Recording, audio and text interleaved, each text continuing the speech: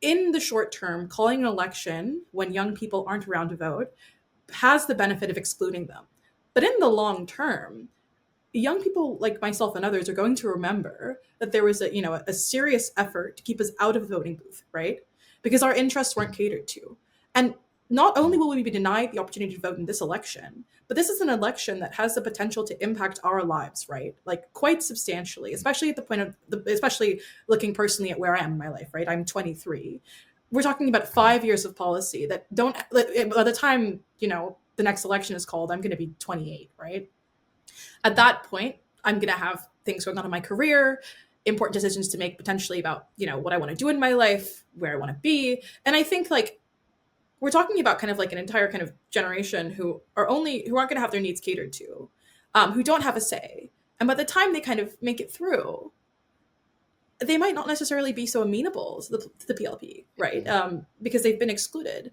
And I think that's something that's quite important to note. And that's why I use the word perceived. I think that it's advantageous to an extent. And I do think, and I do believe that to an extent, the PLP try to engage with the youth. But the fact that they're not willing to let us vote really shows what they think about us, right?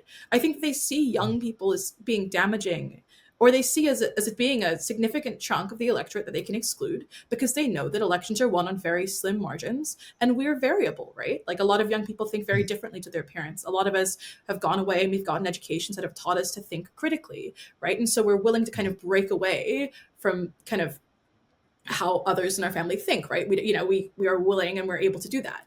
And I think that's quite crucial. It's because we're a kind of a demographic that are hard to control.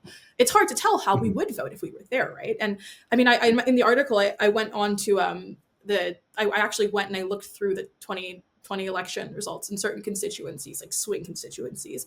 And these margins are slim. I talk about it in the article, but when you look at C36 and how that election went, it wasn't that much of a clear victory. The vote split. I mean, I think Emily Gale Dill received, I think, 36% of the vote share, right? That's not that much, right? And I think there was a very narrow margin of votes that separated her from, I think, Mark Bean, who was the second candidate. And so I think we're just a very volatile group of people. And so I think we can be trusted for the photo ops, but when it comes down to the polls, it's a very different story.